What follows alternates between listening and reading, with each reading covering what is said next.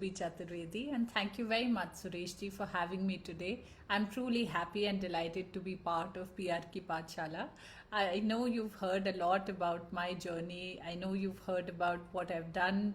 What I'm going to do today in the next 30 minutes is to make sure that you have a conversation with me, and let's make every single minute of this half an hour slot count.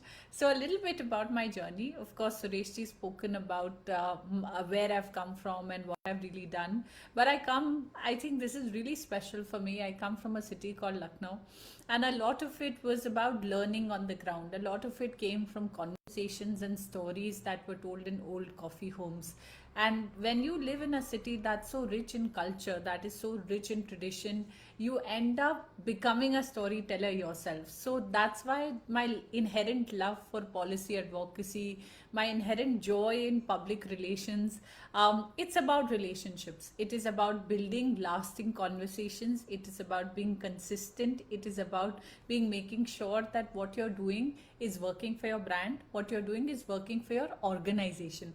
And that's how this conversation came to be. So what I hope to do in these 30 minutes is cover these 4 milestones where we're looking at building brands that last, and how is it that this little bit of proactive PR, that's the really magic sauce, as it were.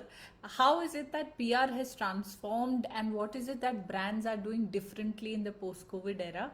How do we approach that? Then PR for new age companies and startups. What is it that differs when it comes to, let's say, a newer brand where you have an idea that you're selling and not really a tangible product, or you have a conversation, or you have an event? How do you really approach that?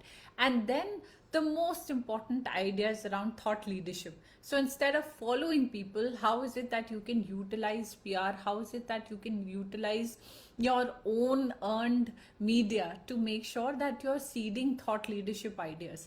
So let's get started and we'll jump right into it.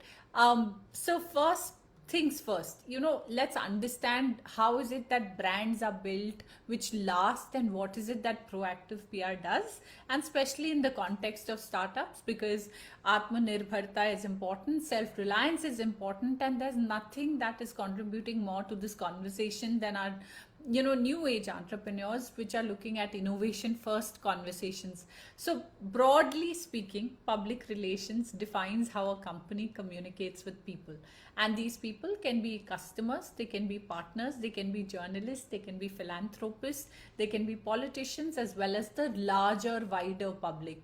These, broadly speaking, are your stakeholders. So all businesses, irrespective of their size or whichever industry they're in, I believe need public relations. They could come out in print, or they could be conversations that are seeded about you.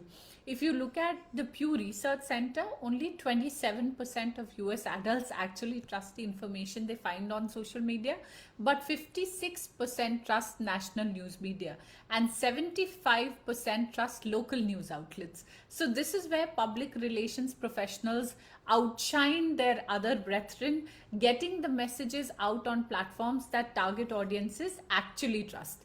Why are we discussing trust so much? Because at the heart of every conversation today lies digital trust. That is what brands are working towards. That is what electoral processes are working towards. And that is what today governments are working towards. So public relations professionals are expert storytellers. They know how to pitch their brand right. They know how to build credibility. Remember this, it's not just your story, but who's telling the story. Is there genuineness? Is there belief behind your spokesperson? That's equally important. More about that later. But how is it that you build this in front of various people? How is it that you build conversations with media outlets? The ultimate aim is to build trust in your brand. And this is where, when COVID happened, a lot changed in the industry. PR also changed. All our lives got impacted. So the big challenge today is to get the message out amidst a lot of disinformation, amidst a lot of misinformation, and sometimes even fake news. So what we have constant is a little bit of fear. What's going to happen? Because there's so many variants. Some days you're coming to work, some days you're working out of home. Businesses are also in a very new situation, where people have never seen this kind of uncertainty. So one thing that has been certain is uncertainty, and this is where, how do you build trust in your brand? How do you make sure you say, hey, we are here and we are constant? So this is aggravated further by a little bit of false advertising, by half-baked information that gets put out by some companies to create momentary hype.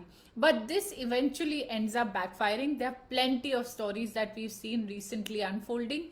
So the idea of specific content for specific stakeholders is way more important than it used to be earlier. So you push the noise out and you push your critical message in. This is really the challenge that we're trying to address. I hope that we're able to cover a lot of this in today's conversation. So today, people and consumers are most aware and sensitive. Earlier it was a little transactional. You bought a product and that was it. If the product was doing what it was delivering and what it was promising, you were still okay with the brand. Today's audience, today's consumer wants to know, where did you source your ingredients from? Was it fair? Was it community oriented? How is it that you decided to do packaging? What is your environmental footprint? And a lot of consumers today are demanding, are you aligning behind causes? So this is where, even if, let's say, your company's senior management makes a mistake, PR has been able to step in. They've been able to give a spin on it. They've been able to diffuse tension. And this becomes very, very critical. So during the pandemic, mixed messaging has been a big problem. It is now, therefore, for a lot of big brands, it's back to basics. Keep it simple, keep it consistent, keep it clear. So for this, a very fine balance between paid versus earned media, I believe, is the best strategy, has worked for me. But this will be different for each company, and we'll have to figure it out with hit and trial, with a little bit of experiment, with seeding. So my suggestion for startups who are looking at PR for the first time, you need to start small, but see what is working. Look at very quick learnings, because that's the whole point of a startup. You're very responsive, you figure out what worked, and therefore you change your business model. But we haven't seen the same kind of responsiveness in at least some of the organizations to look at, how do I respond to a crisis? How do I respond to storytelling better? But always make sure, don't fall for the short run. You have to plan and you have to think long term. So even if you're seeing an opportunity to be cheeky, don't say that I'm going to ride this wave. It'll always stay on. So therefore, this is a great segue into PR for new age tech companies and startups. And when we are looking at PR for tech companies, this is where we need to be far more agile than traditional PR. A lot of journalists who write on tech companies themselves have core expertise in technology. So faffing does not work. You have to give them the respect that they're also subject matter experts. And as tech industries evolve rapidly, they're also constantly changing. So the language of tech companies sometimes can be technical, and this is what alienates a lot of the general public. So because you get it, that doesn't mean a lot of people also get it. So we'll have to keep it simple. We'll have to make sure that this conversation is about telling your story to the widest set of audiences, while not making somebody feel that they're not smart enough to keep up with your narrative. So technology companies sometimes are riddled with technical lingo that a lot of people may not be familiar with, messages that are filled with jargon or very tough words or things which are very complicated as a concept. They're not very relatable. And this can make your value very difficult to communicate. So due to rapid pace in technology, and this is where technology PR therefore evolves with the same speed and scale as the kind of innovations that you're doing. It is very fast paced, it is very competitive. So those of you who are students of PR, those of you who are working professionals, you'll also have to keep up. You'll have to study daily. You'll have to make sure you figure out interesting ways of communicating your points of views. So there are always new startups, new funding rounds, and new innovations that make the media landscape a very crowded crowded place. So it's no longer about, hey, only once in a while there's a unicorn. Today, a lot of people are making that mark. How do you then find that new thread? How do you then figure out this is going to be my news peg? So PR for technology companies therefore has to move fast. It needs to be on the cutting edge of breaking news, and most importantly, it should always remain culturally relevant and never be tone deaf. That's very, very important, that if there's a very large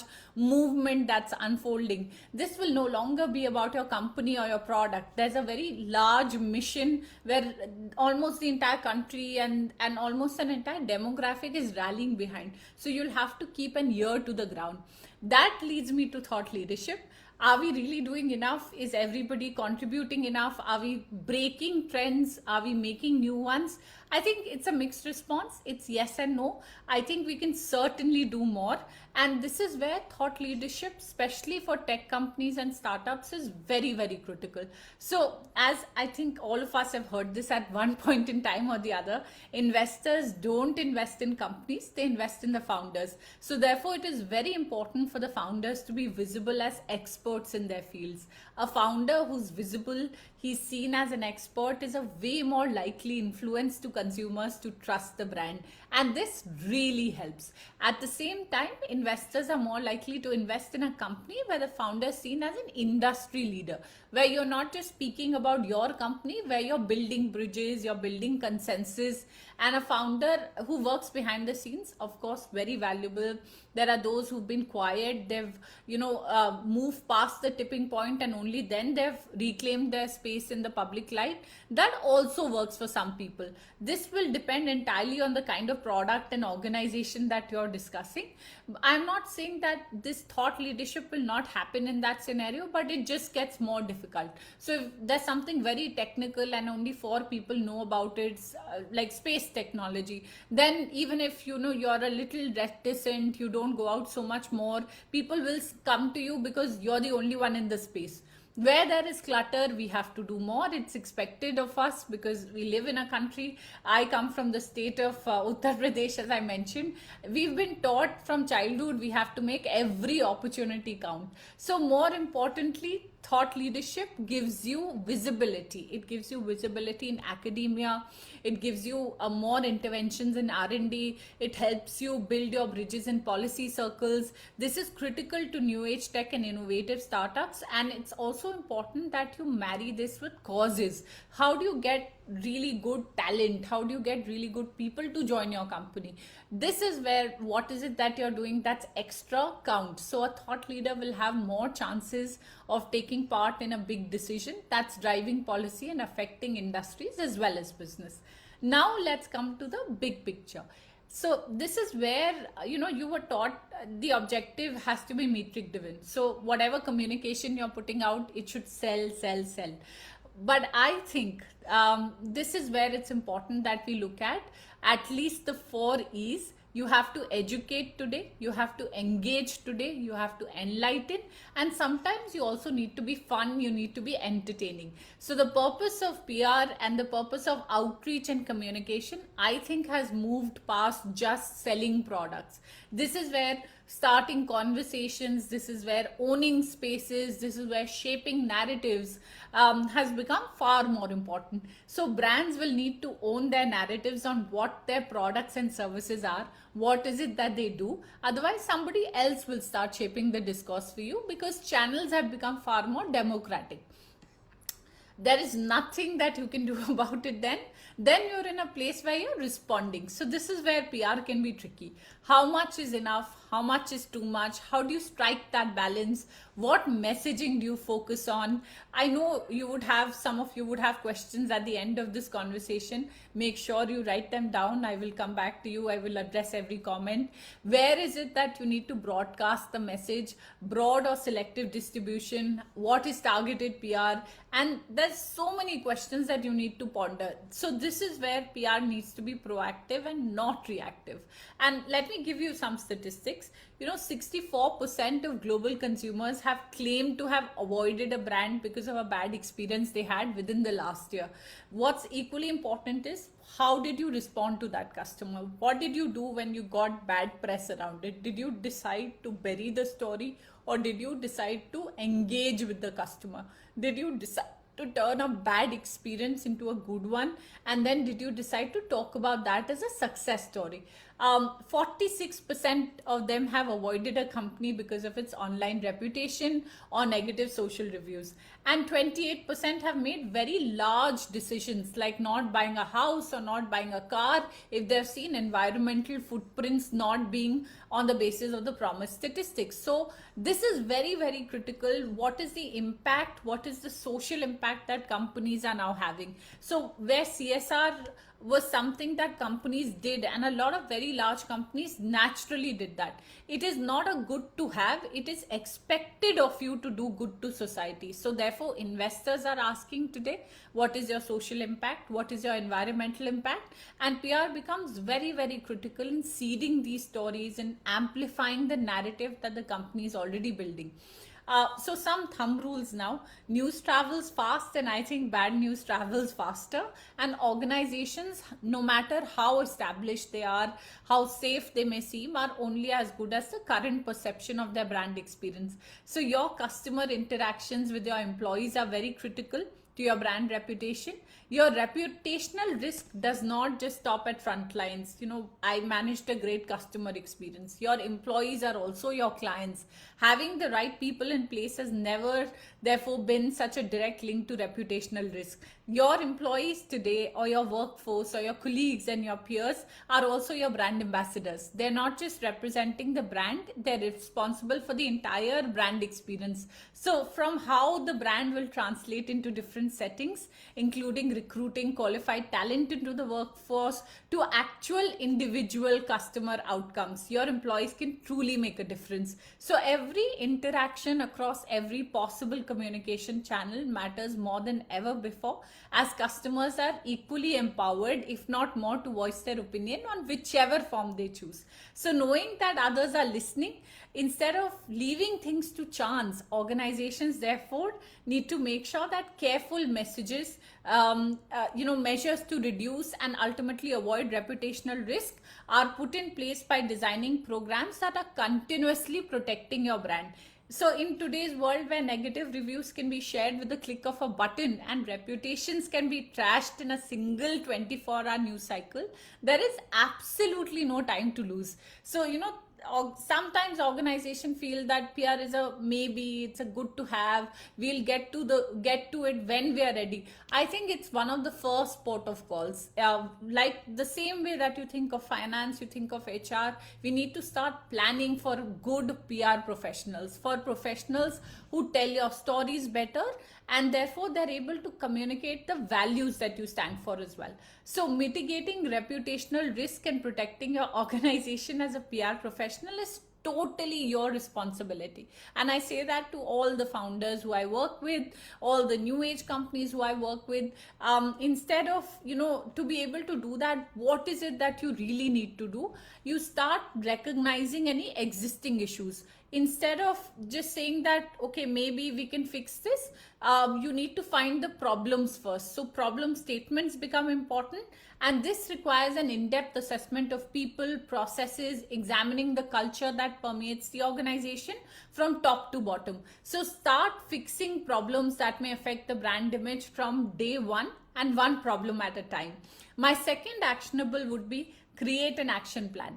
So risk and threat assessment, preparation, proactive measures, standardized processes, develop documented workflows, and implement training programs. The aviation sector has done a fantastic job when you look at crisis management. There are a lot of things which are out of their control, not just what's happening, what is the holding statement, do you have a dark website that you can fish out whenever there's a crisis, and we have to be prepared for all eventualities. So while while there is no way to measure the potential fallout when a crisis happened in advance, but we have to make sure that you're planning for it, that you're ready for it, that you have reactions in place, you have resources that you can call out, and then how do you convert your preparation into results. So this is where one of the tools that I found very, very important, and this would be my third takeaway, active listening. So brand perceptions can change from day to day, and it's not possible to foresee what's coming at you, what is the potential risk that can happen, or what is it that competition is planning.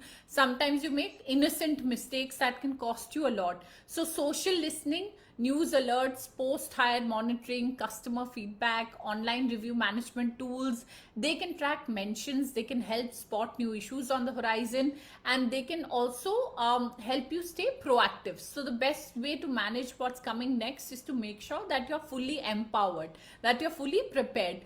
And this is about your brand reputation. It serves as the base. It will decide whether people want to work with you or not. It will decide whether investors want to invest in you or not.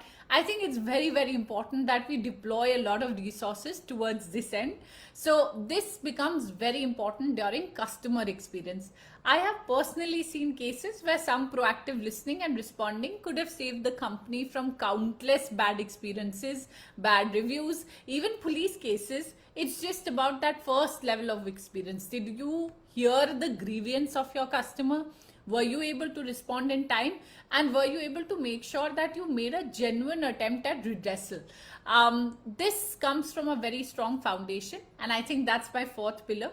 Every employee is the lifeblood of the organization. So instead of reputational risk, every employee also needs to be trained and informed, and organizations need to start making active choices. This is where the conversation turns to internal communication strategies. What is internal comms? What is internal PR? It's not just about sending newsletters, once in a while sending an update. It's important that you build brand engagement. At my organization where I work, which is in Mobi, culture is very, very important. We make sure we celebrate moments. Additionally, background screening, both during the hiring processes, continued reaffirmation of the values, making sure there's a policy in place that's looking at vulnerabilities, making sure that you make everybody aware of the compliances which are required. So then it doesn't become a checkbox, it becomes a habit. And lastly, I think it's very, very important that we understand every new challenge, every disruption that you have is your opportunity. So it's important to channel pressure in a PR role. It's important for some industries such as hospitality, where PR can become a tedious task. There might be a lot of experiences which are less than perfect, but you can't please everybody. But negative reviews can be turned into positive results through active engagement and problem solving. Make sure there's a life cycle to experiences. So this is where PR teams work with product, customer service. I think, that sort of brings me to the end of the conversation, and I'm happy to take any questions that people may have. I'm happy to address any comments that have come in. Very, very important to look at, I think, two of my favorite brands, and I'll end my conversation on that note. Thank you for asking that question. I think both Bajaj and Tata, they're great examples of how brands have been built. Hamara Bajaj meant pride. It meant a vehicle that we cared for. It's part of our growing up experiences. There is so much nostalgia that is involved in Hamara Bajaj. Just the word Hamara meant hum sabka. It belonged to everybody else. And then you look at the Tata story, a brand that inspires trust, a brand that inspires goodwill, and it only one product, which is salt, right? How do you make salt interesting? It says Desh ka namak. And then you look at patriotism, you look at feelings that it evokes. So what is amazing about these two brands, they're known by their humility, and this is reflected across the cultures of their founders. They have never promised as brands. They have told their stories with elegance and dignity. They have long-term strategies with long-term results. They have been non-controversial. They have had advertising which is clean. They've had practices which are exemplary that we have all learned from. And they first explain they first tell you what is it that we do. When it came to, one of my other advertisements that I really liked, the conversation was around, we build countries, we build ships, but we also sell steel. So this is where it's about a moment which is telling a story. It is telling you something as obvious as steel. They make that interesting as well. And then a lasting brand image, right? You can have a conversation, you can ride a moment, and you can be part of the hype, you can respond to everything that's going on. But if it's not consistent, how do you follow up? How do you make sure that you give examples? How do you make sure that once you've created a moment, it's meant to last? So that's where consistent brand images are built, right? So the idea that you have done something in PR, you have a fantastic story that's come out in a very large newspaper, the story doesn't end there. So this is why brands which have lasted, this is why brands which are first, this is why brands where they get you a lot of customer love.